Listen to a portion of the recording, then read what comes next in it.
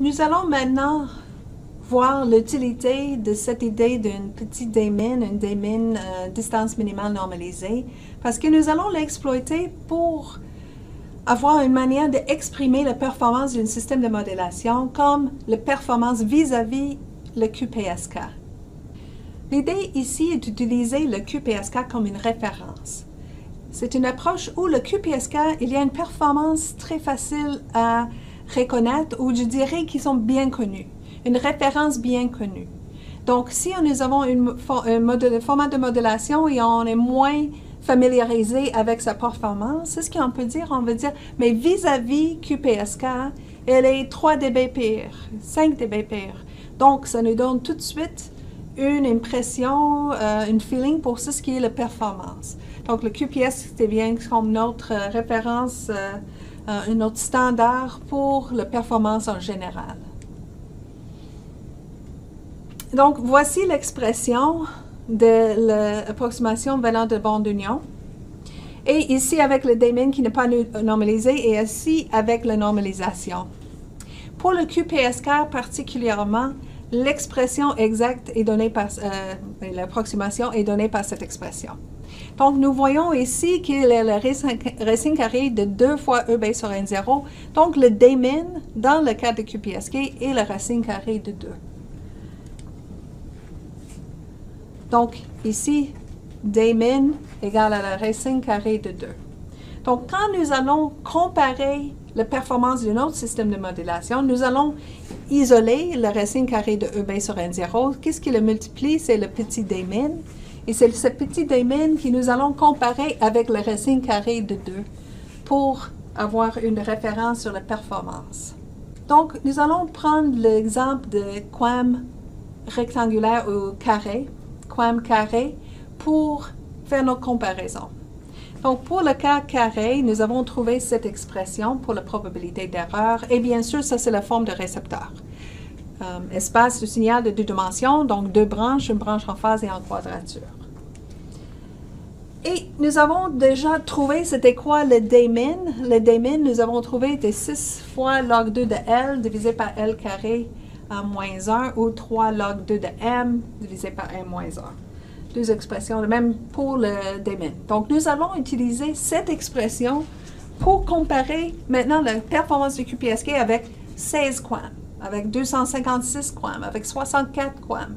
Donc, de voir un peu c'est quoi la pénalité vis-à-vis QPSK quand nous allons faire des modulations avec de plus en plus de points dans la constellation. Donc, on va commencer avec un exemple avec 16 QAM. Avec 16 QAM, nous avons trouvé le petit daemon, c'était le racine carré de 4 sur 5. Donc, le racine carré de 4 sur 5 pour 16 QAM, mais pour QPSK, j'avais besoin d'une racine carrée de 2. Donc, ici, c'est le parti qui est le même que QPSK, et c'est ici le facteur qui multiplie. Donc, c'est ce que je donne comme définition.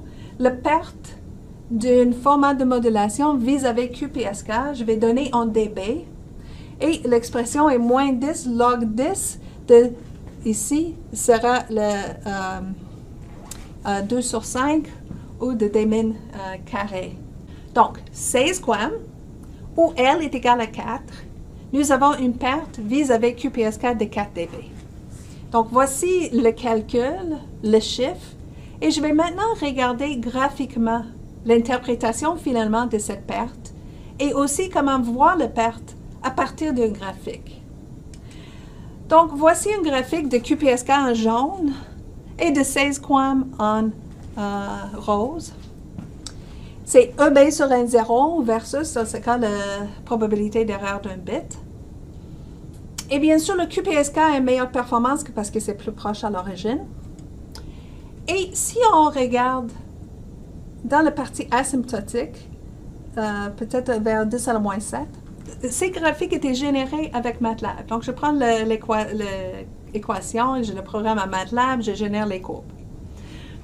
Si je regarde vers 10 à la moins 7, par exemple, et je remarque c'est quoi la distance entre les deux courbes, je vais trouver que la distance est 4 dB. Si je fais ici à 10 à la moins 2, je ne vais pas trouver ce chiffre-là. C'est vraiment asymptotique. Mais quand je suis dans cette partie de la cascade, ça va être 4 dB pour tout le long. Donc, j'ai trouvé numériquement ce 4 dB et je peux le faire graphiquement de cette façon. Donc, ça veut dire, supposons que j'ai que le graphique de QPSK. Si j'ai juste le graphique de QPSK, je peux comme juste le dépasser par 4 dB. Ici, l'animation est dans l'autre sens.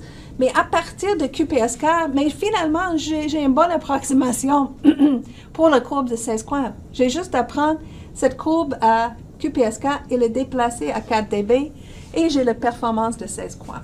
Parce qu'asymptotiquement, ça donne des très bons résultats pour des taux d'erreur qui sont intéressants. Les taux d'erreur ici élevés ne sont pas intéressants. C'est pour le EB sur un 0 qui est très mauvais, la performance est très mauvaise. C'est ce que je cherche à voir, c'est plutôt dans cette section.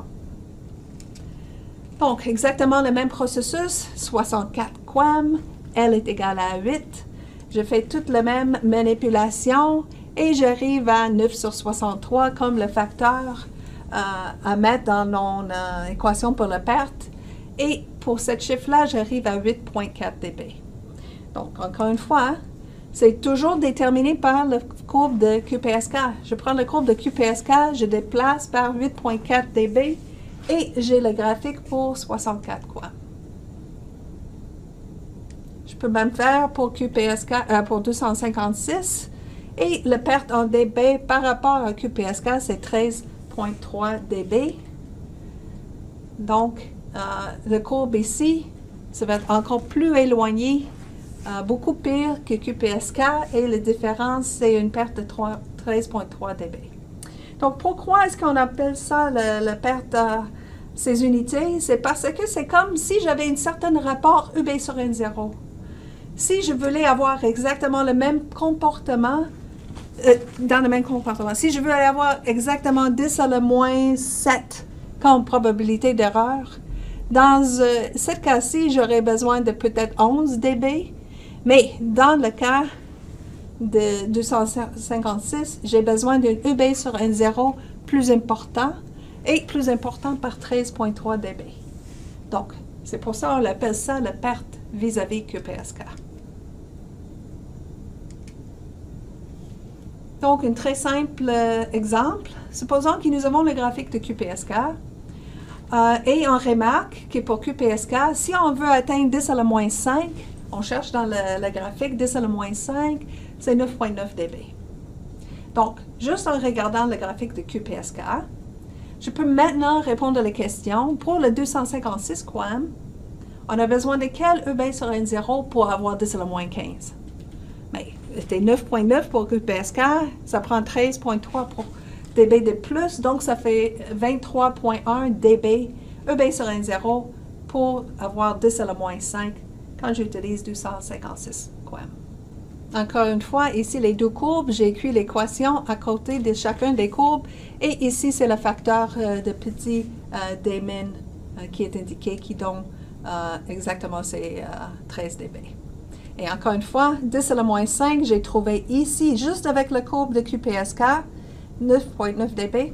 Si j'avais accès à MATLAB, c'est vrai que je peux mettre cette graphique pour 256 QAM et le lire directement là, que pour 10 à la moins 5, j'ai besoin de 23,1.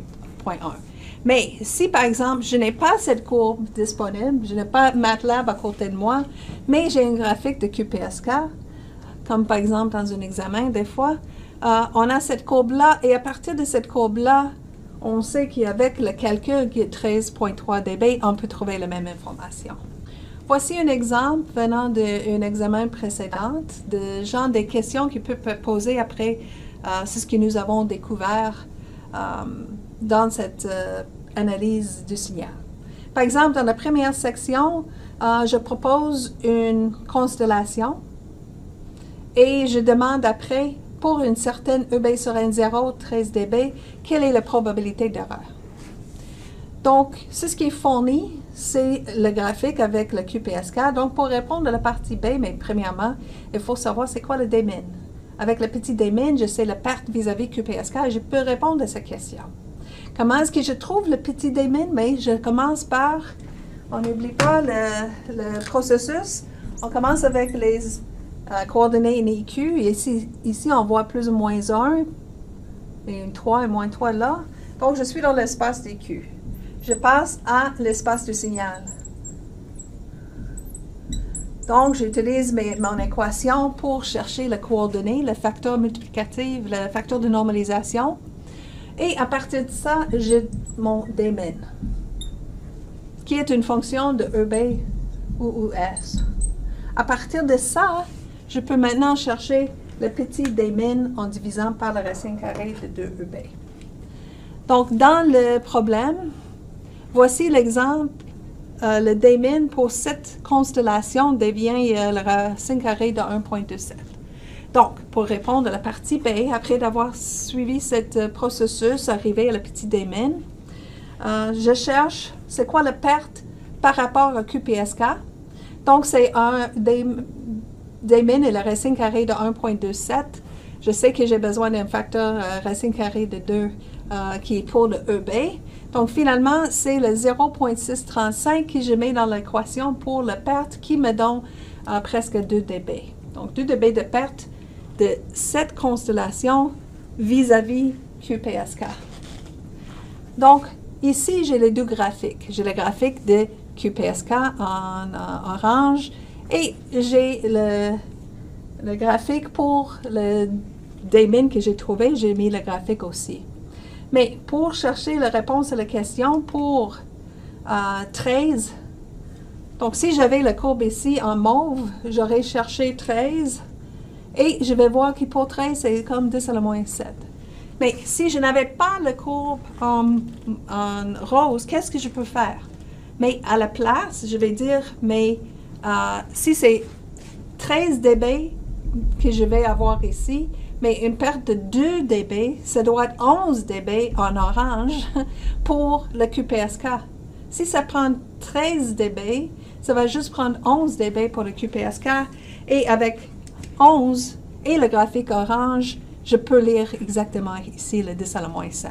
Donc, même si je n'avais pas cette courbe en mauve, si je n'avais pas, j'arrive à la même réponse juste en regardant la courbe orange, mais avec une recul de 2 dB de ce qui était écrit dans le problème. Dans le problème, il était écrit 13 dB. Je recule 2 dB, donc c'est plutôt à 11 dB. Donc, je regarde le QPSK à 11 dB, et ça me donne la réponse. Juste une dernière observation avant de voir quelques autres exemples. Pour le QAM carré en particulier, nous avons trouvé le bond d'union qui est donné par cette expression. On a suivi exactement la même démarche pour le PSK et pour le FSK et on a fait pour le 16 QAM. À partir de la bond d'union, on a trouvé une expression pour ces cas spécifiques. J'ai remarqué que dans le livre de Proekis, il y avait une équation exacte pour le M carré QAM. Je lui ai donné cette expression. Mais si vous allez chercher dans Sklar, dans le chapitre 9, où il parle de QAM, vous allez voir une autre expression. Donc, il vient d'une autre approximation et il n'explique pas c'est quoi cette approximation. Donc, je veux juste mentionner que j'ai pris le temps de faire le développement des équations générales pour PSK, FSK et QAM carré. Dans Sklar, il va juste vous donner les expressions. Mais je pense que c'est important de savoir ce d-min et la manière de chercher la performance. Et on n'a qu'une approche qui marche très bien. Et donc, cette idée de que la probabilité d'erreur est décidée par la distance minimale, dominée par les erreurs pour les points de signaux qui sont plus proches, je pense que c'est un concept important. Donc, ce n'est pas autant de démarches pour y arriver, mais de comprendre. Donc, par exemple, au lieu de juste avoir une équation pour le carré, maintenant on a une méthodologie et pour n'importe quelle géométrie, on peut arriver à une expression pour cette géométrie en utilisant cette approximation venant de la bande d'union. Donc, voici un résumé des quelques résultats. Donc, une graphique de la probabilité d'erreur versus EB sur N0. Et j'ai pris plusieurs exemples ici. En cette graphique ici, c'est le QPSK et le BPSK. La différence entre la probabilité d'erreur de BPSK et QPSK, c'est un facteur multiplicatif de 2.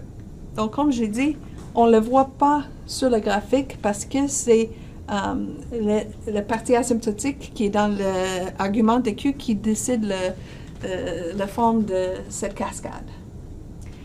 Le prochain exemple, c'est de 8 PSK, suivi par 16 QAM, suivi par 16 PSK, suivi par 64 QAM.